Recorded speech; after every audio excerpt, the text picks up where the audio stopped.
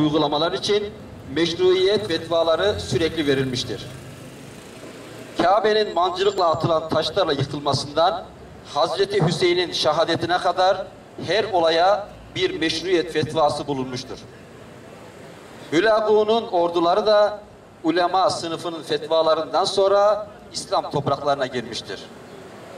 Şeriatı lağvedip İslam kanunlarını yasaklayıp hilafeti ilga edip laikliğe ilan edenler de ilmiye sınıfından fetva almış, onların bu uygulamalarını meşru sayan ulema sürekli bulunmuştur.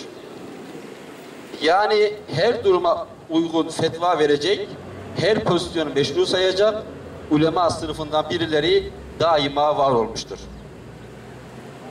Her yönetim erki adalet, hakkaniyet, emanet, ehliyet ve mesuliyet prensiplerine bağlı kalmak durumundadır. Bu çerçevede demokratik yollarla halk tarafından seçilmiş olan meşru otoriteye itaat ana ilke olup fitneye yol açan her türlü tutum ve davranış asla taviz edilemez. Cümlesi de 110 ilahiyatçı tarafından bir bildiride kullanılmıştır.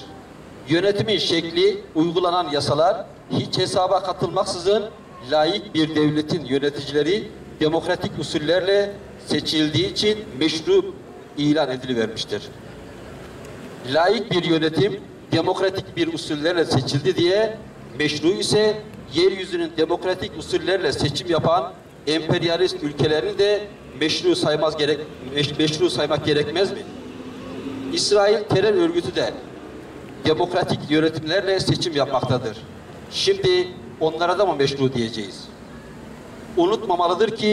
Unutulmamalıdır ki meşru şer'i olan demektir.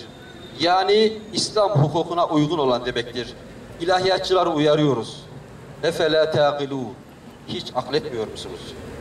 Ümmetin yiğit evlatlarından Dudayevlerin, Basayevlerin, Hattabların varisi Dokka Umura öncülerinin yolunu sürdürmüş, izzet ve şerefle dolu hayatlarını şehadetle sonlandırmıştır. Kafkasya'nın yiğit evlatlarına taziyelerini bildirir, şehadetlerini tebrik ederiz.